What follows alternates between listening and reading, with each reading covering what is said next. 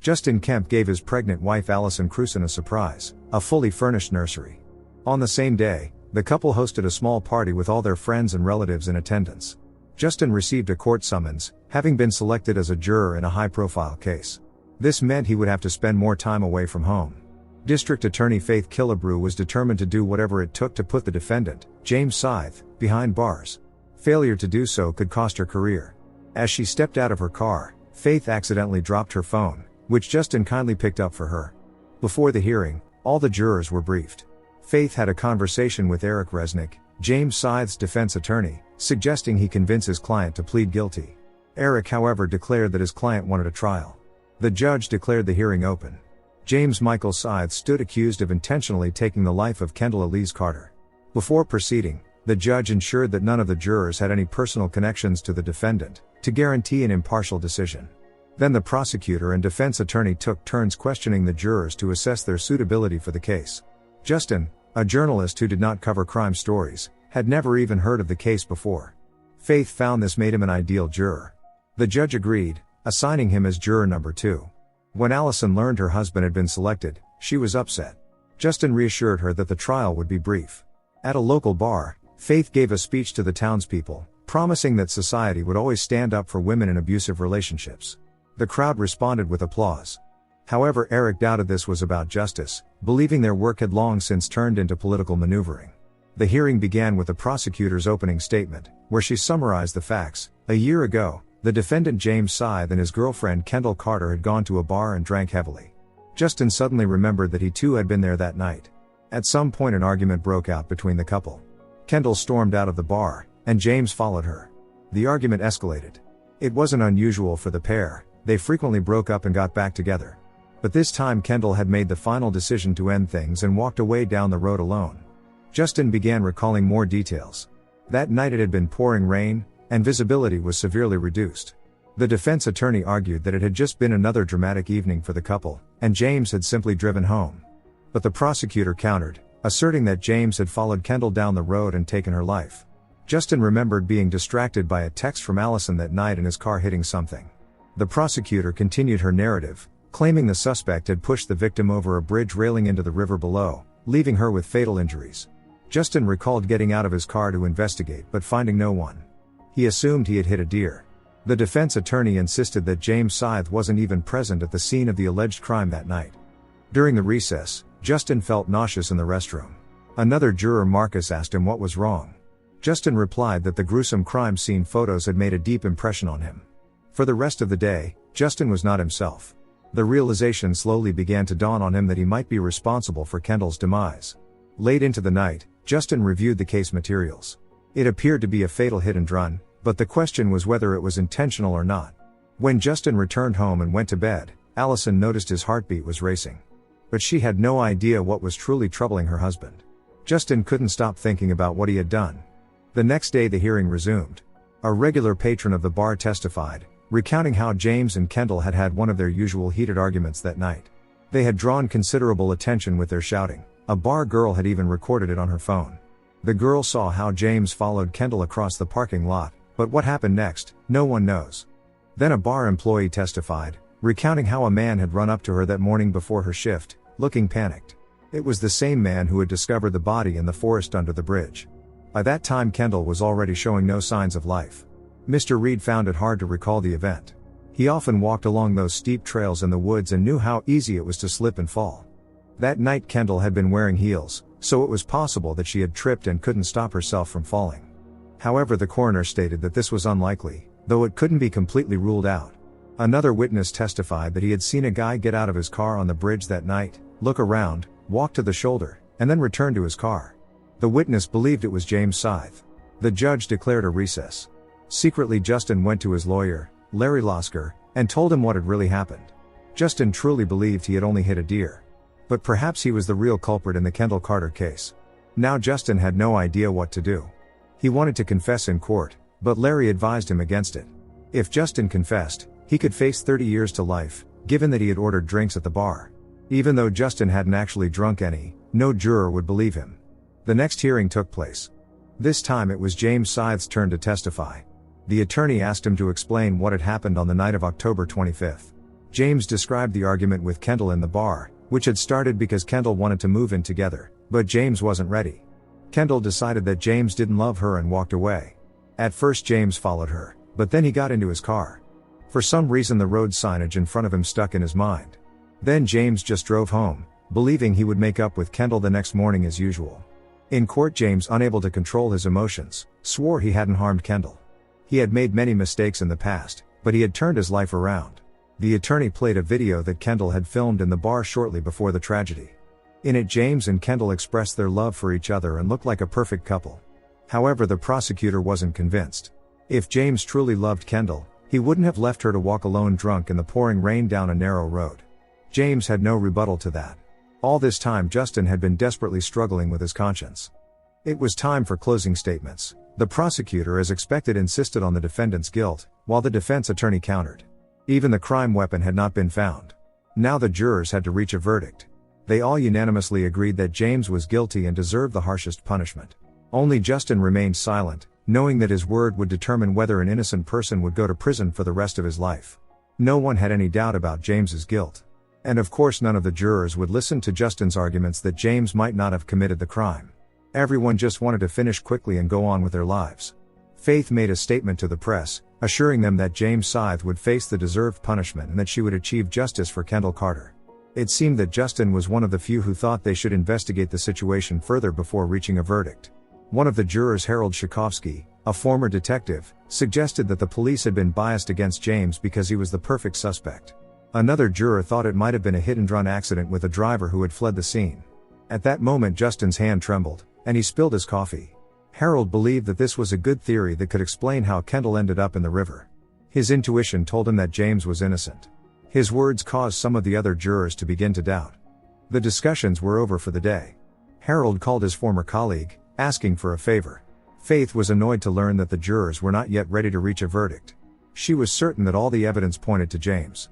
Harold decided to visit the crime scene, unaware that Justin had followed him. At least he was unaware until Justin's phone rang. The guy quickly ducked down, hoping Harold wouldn't notice him.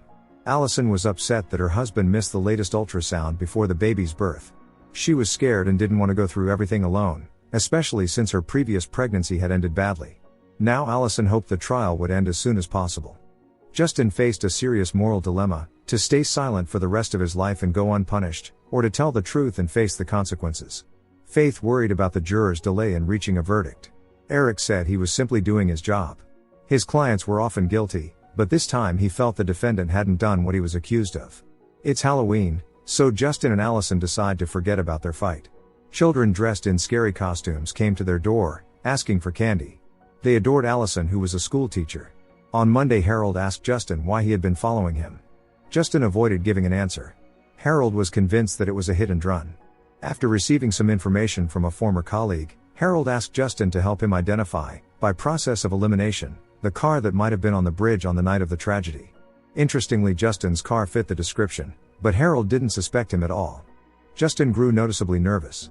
A security guard suspected that Harold and Justin were conducting their own investigation and reported this to the judge.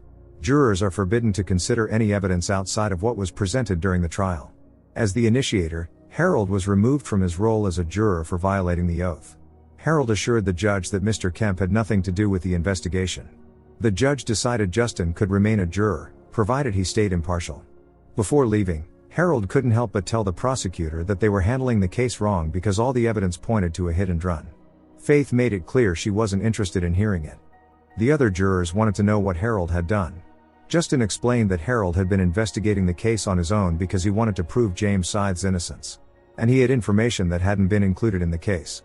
Faith eventually decided to review the list of names and car license plates that Harold had obtained. One of the cars incidentally belonged to Allison Cruson. Some jurors found the hit-and-run theory convincing, especially the woman studying at medical school. She pointed out that based on Kendall's x-rays, it could indeed have been a sharp impact. Supporting their theory was the fact that Jason's car showed no signs of damage. One juror speculated that due to the rainy weather and darkness, the perpetrator might have thought they had simply hit a deer and driven on without a second thought. More jurors began doubting James's guilt. Faith too started having doubts and interviewed the drivers on Harold's list. The jury was split 50-50. Marcus was convinced that people like James Scythe don't change, but Justin knew otherwise. Justin had once been an alcoholic and survived a car crash by sheer luck. Fortunately, his punishment was only community service, teaching kids spelling at a night school. That's where he met his future wife. 4 years had passed since then, and Justin had given up alcohol for good. Faith decided to visit the crime scene herself. She then spoke to the witness who claimed to have seen James on the bridge that night. Faith immediately realized the witness was biased. The police hadn't shown him any photos other than James's, so there had been no real choice. After long discussions, the jurors still couldn't reach a unanimous decision. In court, they admitted this and asked the judge for permission to visit the crime scene. Although this was against the rules, the judge decided to allow it, as the situation was unusual. Allison hadn't expected to see the state's district attorney on her doorstep. Faith lied that she was conducting routine car checks. During their conversation, Faith learned that Allison's car had been involved in a minor accident last year when her husband hit a deer. Of course, the prosecutor didn't know the husband was Justin. Faith grew suspicious when Allison mentioned that the incident had happened on the Brimstone Pass. It wasn't where Kendall had perished, but still. Faith certainly had something to think about. Justin once again turned to Larry Losker, asking for advice on how to help clear James of the charges. Larry explained that even if the jury deadlocked, James wouldn't be released from custody due to the case's high profile. The only way out was if the district attorney decided someone else was responsible. Either way, the case wouldn't be closed until some kind of verdict was reached. After some hesitation, Faith scheduled a meeting with Eric. Allison told her husband about the district attorney's visit earlier today. But from Justin's reaction, Allison realized that on that night, he hadn't been driving through Brimstone but had taken the shorter route. This led her to suspect that Justin had been drinking at the bar again and then got behind the wheel. Justin swore that he ordered a drink but didn't actually consume it. It was the date they were due to have the twins, and Justin just couldn't deal with his emotions. Faith asked Eric for permission to speak with James. She wanted to look him in the eye, hoping it would help her discern whether he was guilty. James clearly hadn't expected the district attorney's visit. Once again he insisted he hadn't harmed Kendall. The only regret he expressed was not going after Kendall that night. If he had, she might still be alive. The jury was loaded onto a bus and taken to the crime scene, or rather first to the bar where James and Kendall had their argument. Justin remembered everything vividly. He had fought a powerful urge to drink. Thankfully his willpower prevailed.